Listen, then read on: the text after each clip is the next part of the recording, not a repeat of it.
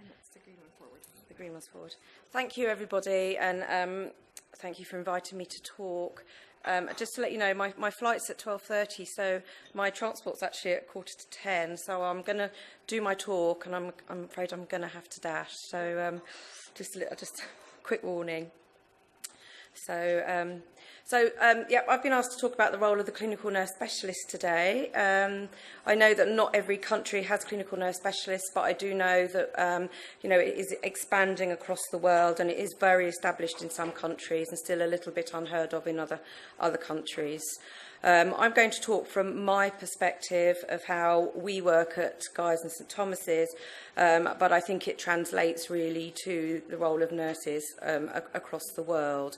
And just as an introduction, I am one of the 2 clinical nurse specialists that works with the MPM team headed by Prof Harrison, and we also have Dr Dipti Radi and Dr Donal McLaunan, the consultants in our team. My colleague Claire Woodley is the other nurse, and we basically share our patient load of the MPNs. As with all clinical nurse specialists, and I will be abbreviating to CNS, because otherwise I'll be here for hours rolling it off my tongue every time I say it. We also, we don't only look after patients with the MPNs. I also have about 3 other diseases that I look after as well. So whilst probably the MPNs is my main caseload, I do also have other hats that I wear and other patients that I deal with as well. Okay. So the objectives of today's session really is just to gain an insight into the role of the CNS, clinical nurse specialist, and try to demonstrate to you the contribution nurses can make in the management of this particular group of patients, and actually it translates to all groups of patients in general. How can we help the patients with their decision making, and how can we influence the management of the patients? Also, I'm trying to illustrate the different approaches to the nursing management of the MPN patients, and to try and do that, rather than just talk you through the role, I've chosen 2 case studies that are very different, just to try and illustrate to you the difference of how we help patients. Bearing in mind these 2 case studies are quite intensive in the time that we've had to give to them, but we also have a whole number of patients out there, very much like John, who's very clinically well, dips into the service for his regular reviews, knows where we are, but actually we're not particularly involved with them unless they need us as well. So they, which is in some ways good, because we probably couldn't handle the number of patients we have to the intensiveness that we do give to some of these patients. So in general, the role of the clinical nurse specialist, there's hundreds of definitions out there. They all differ slightly. If you look at the role of the acute leukemia clinical nurse specialist that sits next to me, it's very different to my role. The sickle cell nurse specialists are very different. So we all work very differently according to the needs of our disease group. But in general, I've chosen 2 different definitions because I think they cover the whole kind of spectrum of it, really. I think the first one is very much like dedicated to a particular area of nursing, and I think that's really important. Most of us has found an area of nursing that we thoroughly enjoy, we're very passionate about, and we really want to give more to the patients, and therefore that's our chosen area. We've gained a lot of experience in these conditions. Usually we've been around the block for many years, and therefore we do have a lot of experience. The second is very much about the qualifications that clinical nurse specialists might need, and that differs around the countries. This is the American definition, the bottom one, and it's very much about being qualified masters or postmasters. Now that's not strictly true in the UK, and I'm not sure about other countries. But in general, obviously we are constantly trying to increase our knowledge base as well. And the pay scales are very different as well, just to throw that in there. How do we contribute to the care? Well, there's lots of ways that I could tell you, but I've looked at the proper definitions. And so what I've looked at, and the general consensus is, I've summed up here really. We're really hoping to obviously provide the high quality and patient-centred care also to participate and lead in the research activity and the audits as well. That also involves that there is a whole branch of research clinical nurse specialists, and I haven't really put much research into my talk because we actually have separate clinical nurse specialists in our research faculty at Guy's. So whereas we do cross in some ways in that we share the patients, they have their own specialist role as well. We work very collaboratively with the multidisciplinary team. We're part of the multidisciplinary team, and we pull in the extended multidisciplinary team as and when we need to manage our patients as well. And we hope to educate and support our patients to empower them to be able to manage their condition. One of the things that I say to my children when they ask, "Mummy, what do you do when you're being a nurse?" Because I'm either a nurse or a mummy, depending. So, and I say, well, I look after people when they're poorly, but actually I don't only do that, I help to keep people well. And I think that's really important, actually, and I think in some ways that's actually more important, because it's, if we can keep people well and help them and empower them to keep their health, then that's really a lot better than actually having to mop the traditional fever brow and roll bandages like nurses used to do many years ago. Although I do quite like looking after poorly patients as well. So I've tried to break our role down into various headings just to try and help to talk through a little bit more and demonstrate what we do, and I'll be introducing you to my two caseloads. But in general, most clinical nurse specialists across any speciality will be bringing in all of these areas into their role on a daily basis. Underpinning all of our work as nurses, it's written into our code of conduct, is that we are the patient's advocate. This whole meeting is about advocacy. It's we're looking very much into the fact that we're a patient advocate on the grassroots level. I'm advocating for an individual patient, but also for the whole group of patients. I've put here three main definitions of nursing advocacy, and it runs through our entire role as well. Our first patient is Barry. He's 70. He's a father of two and retired carpenter and musician. I've gone through very quickly his patient journey, which did unfortunately end in his death. He's a very interesting patient. I absolutely adored him. He was such a nice man. His family was lovely. He had two grown-up children, but he very much believed in medical astronomy.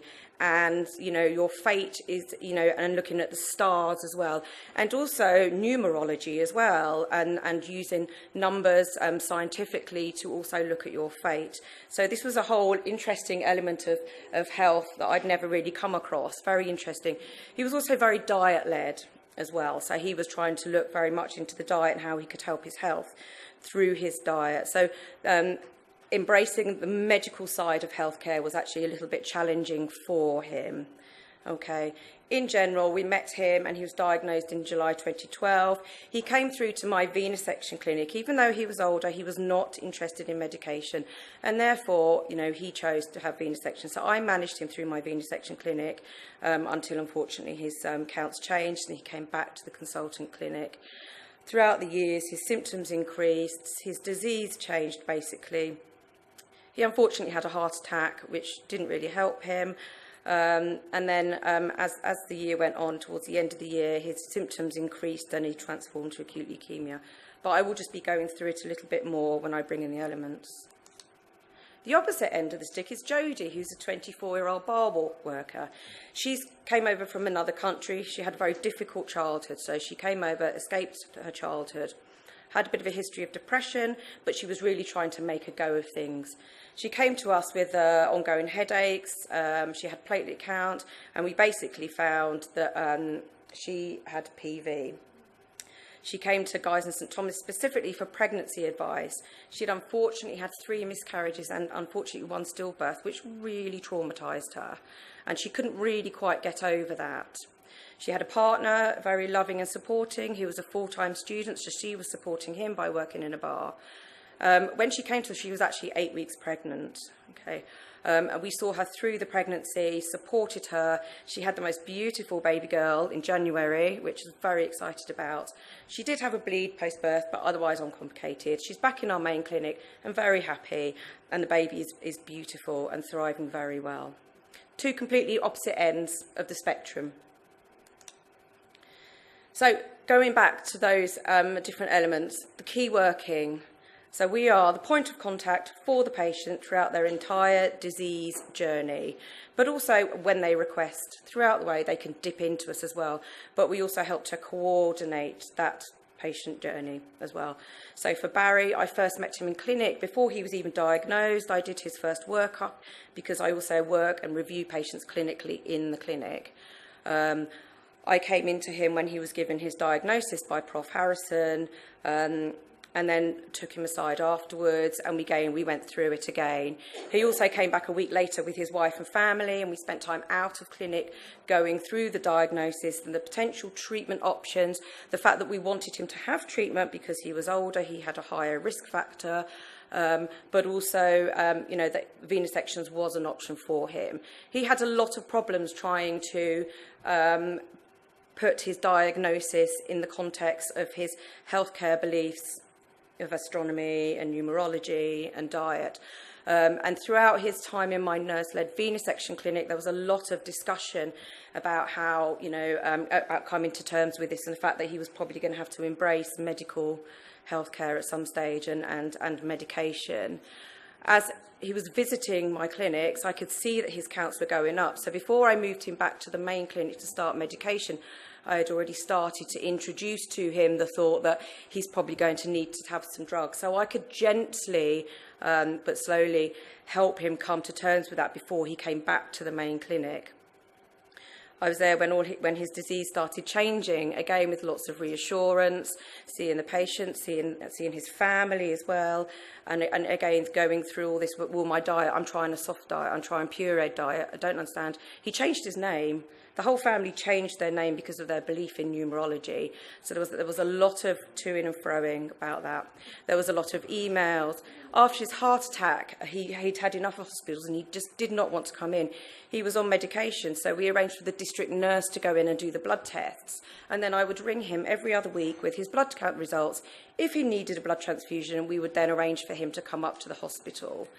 As his symptoms got worse, we would again try and keep him out of hospital. We had to very gently introduce the palliative care team, not because at the time he was dying, but because he needed their advice with regards to his symptom control, and the family needed the advice with regards to the psychological support that they needed with coping with his disease as well. So there was a lot of to-ing and fro-ing over the phone. There was a lot of reviewing with him in the day unit, with myself and Prof, and then intermittent clinic reviews. So we were pulling in the extra multidisciplinary teams from the community and around. The physios and OTs did home visits to make sure that he was safe at home. When he was unfortunately admitted with his final admission, obviously the in-hospital palliative care team were involved, and there was a lot of going up and backwards and forwards with him. He didn't want the word leukemia. He knew he was dying, but he just didn't want anyone to say that word. You have to respect that, don't you? Whereas the family were very different. So there was a lot of to-ing and fro-ing and working with the family, working with the ward staff just to make sure they didn't mention the L word in the room around him, and just trying to, obviously, as is our ultimate aim really, try and help him to have the best and most peaceful death that you can possibly have. Jody, completely different. She came to us, she wanted to keep that baby. She didn't care about her disease, she didn't care about anything else. Keep my baby alive. So she didn't really understand the disease. She had to work, so she was working. So it was a lot of work with her, just to try and get her to understand a little bit about the disease within the limits that she wanted, really. But also trying to explain to her that the reason that she kind of needed to understand was because we're trying to keep the baby alive. She had pegylated interferon, and she also had 2 blood thinning injections a day. So we had to teach her how to give the injections, and actually the partner gave the injections. There was a lot of injection technique going on there. The diagnosis is still ongoing. We are still explaining the diagnosis to her. She's still not quite getting it, but on her level, when she's ready, she gets a little bit more every time. It's very much about making sure that you are giving the patient the information at their level that they understand. Very happily, I really don't need to do any palliation with her at all. But she was emailing me from her hospital bed after she'd had the baby because she was really concerned they wanted to give her an iron transfusion. And she did remember with PV that she's not allowed to take too much iron. So I had to reassure it's fine. The haematology doctors are seeing her. She'd had a big bleed. At this case, it's fine. So constantly they're coming back to you for advice and reassurance all the way through. Treating and managing the health needs. We review I don't do that. We review patients within the clinic. Claire, my colleague, CNS and I. The way that we work is we have clinics all day on Monday and all day on Tuesday for MPN patients, and we alternate. So on a Monday, I clinically review patients and I also prescribe medications, and Claire Woodley will be the key worker. On a Tuesday, we swap roles. But then both of us are available to key work as we need within the clinics. We also have our own nurse-led clinics. I have the nurse-led venesection clinic, and Claire Woodley has the nurse-led telephone clinic as well. So we also try and cater for patients that, don't need to come in so much. Bearing in mind that actually the majority of our patients are working well, and our aim is keeping them well. Okay. We also see patients face-to-face in the day unit, and as I mentioned about Barry, patients will come in and see us out of clinic for clarification issues. That's when we'll teach them to use their interferon, their injections and that. Constantly on the telephone to various members of the MDT, people like the GPs, the psychology team, everyone trying to constantly liaise and make sure that the cares for the patients is all going to plan. Patients email us. GPs email us, everybody emails us. I quite like emails, it's really handy. If I can't understand it or I can't help, I just ping it on to Prof or Dr. Radia, who will then come back to us. And also emails you cut and paste and stick it in their notes. Very simple, permanent record. So I actually prefer emails, unless it's urgent. We have a CNS telephone line now at Guy's and St Thomas's, so we have a switchboard that answers all the phone calls that go through to the clinical nurse specialist. Then we get emailed through to say that a patient has rung, what their problem is. The switchboard staff are taught to triage, just very basic. So if it comes through as a red flag, so someone saying they've got obviously chest pain or they're on the floor or something, they advise them straight to go to A&E. If they come through with a temperature of over 38 degrees or one of those classic signs, they're triaged and they're sent straight, their call is diverted straight to acute oncology. So they try and make sure that the telephone calls that come through to us are not of a clinically urgent nature, because we can't always answer them straight away, but we do our best. Don't use post that much anymore, really. It's gone out a bit. Faxing, we do fax. We quite often fax through to the GPs. The GPs fax us the blood results. We are part of the MDM, multidisciplinary meeting. Once a week, every patient that we see goes through there once while we have a plan for them. Someone like Barry and Jody, it's really important that we are there to speak for the patient. It's all well and good, a bunch of doctors in a room looking at a picture of someone's bone marrow and at their blood results, but that's not the person. There's a person here. And to sit in an MDM and just say, yeah, Barry needs to have hydroxycarbamide is not actually going to work for him. So it's up to us to say, I understand what you're saying, but can we just think that actually I'm not sure he's going to be so keen on that. So that's us doing our advocacy for the patient, speaking up for the patient, making the wider team understand what's going on. What am I doing for time? Symptoms and side effects. Barry obviously went through the whole list. Jody, mainly the headaches, to be honest, and the usual pregnancy stuff that we all go through. So I'm going to concentrate probably more on Barry here, really. With regards to, I think the important thing here is, yes, we will help patients manage their symptoms and their side effects. We will talk to them over the phone. We will make recommendations by phone or email. We'll bring them into the day unit. But one of the most important things is a nurse that's working in an advanced role is you have to know your limitations. You have to work within your scope of practice. And if something goes out of your experience or it's out of your limitations, for me, I have a particular list of drugs that I'm allowed to prescribe within my speciality. I can't prescribe anything else. Then it's really important that we do ask for help. Okay, and that is really important. So we will advise so far with all of these symptoms, and then we will refer it on to Prof or one of the other doctors or the palliative care team for advice. We have a fatigue service at Guy's and St Thomas's. We're very lucky in our cancer centre that we refer our patients to. And the Richard Dimbleby Cancer Centre, based in the cancer centre, is also very good for financial advice. So we are very lucky with our resources that we can pull on as well. Okay. And bearing in mind that these, the actual the patient walking into the room is the tip of the iceberg. All these symptoms can be absolutely massive but very hidden. Most patients with NPM look very well. And actually it's very difficult for people to understand just how dreadful they feel because they look okay and they haven't lost their hair and they're not walking around with a drip pole, It's very important that we listen. Even if we can't do anything to help them, we listen to them and we believe them. Sometimes that's half the job, really. Okay. Some of these things are very easily helped with. Things like nausea, it's very much, you can, say, have you thought about taking your anti-sickness tablets 3 times a day as you should be? Have you thought about taking them half an hour before you're due to eat so that they've kicked in? Painkillers, again, are you taking them as you should be?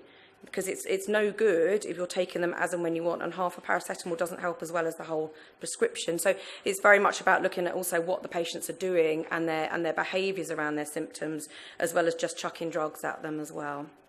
Okay, we use the MPN-10 so that we can get a very good sort of idea on the patient's symptoms as well, and they can score it at home. And there's an app as well now for the MPN-10, which we encourage the patients to do. Okay. Support, advice and information. I've already discussed we spent a lot of time with Barry going through things, helping him make his adjustments from his astronomical medicine to modern day pharmaceutical drugs, medicine. And there was a lot of time and input spent with him and his family, helping them to adjust to that. Jody, it was very much about educating her more about the disease. That's still going on, very much drip feeding her, making her understand why she was getting the headaches, what the issues were with her pregnancies in the past, how to take her injections. She's still on pegylated interferon, but happily not the blood thinning drugs. And she's getting on very well with it, actually, and she's now doing it herself as well. We also advise patients, signpost them to various other areas as needed. We give travel advice, financial advice. We have access to Macmillan grants as well, and we help patients fill in their forms if they're trying to get some benefits. Barry's wife had to give up work to care for him after he had his heart attack, and therefore she lost her source of income, and he was already retired. It was a huge financial strain on the family, so we helped her to fill in her forms and to get as much benefits and that as she could. Okay. And also we quite often liaise with dentists and surgeons if patients are due to have procedures, about optimising blood results as well. Patient information, we will send patients to the NPM Voice, recommend buddies for them as well. We recommended Jody to have a buddy. She wasn't quite ready, but she probably will do when she's a little bit more there. So that's another big resource that we use. I can't talk about this section enough. It's another hidden section. I think I can't actually say how hard it is sometimes to tell a young, well person who comes to us with ET that us clinicians might think they're fine, they'll be fine, that they've got a blood cancer. They come in that room feeling fine, with their blood a little bit high, and they go out being told they've got cancer. Now, it's all well and good us saying, oh, it's a blood cancer, but it's very mild and it's very chronic, because for them, the conversation stops at the word cancer, and you see them shut down, which is why the nurse is always in the room with the doctor, because you can pull them back to the bit where they shut down and make sure that you're actually giving them what they need. And then you can take them aside afterwards. It takes its toll, and a lot of people have a lot of issues trying to put that cancer diagnosis into their life and managing their life, and not just becoming a cancer, but actually having well, I have this condition, but actually my life as well. So we refer patients to our psychologists to help to manage this. We also write letters to work, help people manage their work. I was constantly ringing Jody. How many hours have you done today? Did you get a rest? Have you told them yet that you're going to have to reduce your hours down? Would you like me to write you a letter? Trying to just support her. It's difficult. She was the only person earning money, so she needed to work. But actually, she wanted to keep this baby. She needed to stop working. It was very hard to try and help her do that. And then the extended family as well. Barry's family took a lot of support as well. Quite often his wife would email me just for a little bit of reassurance or support.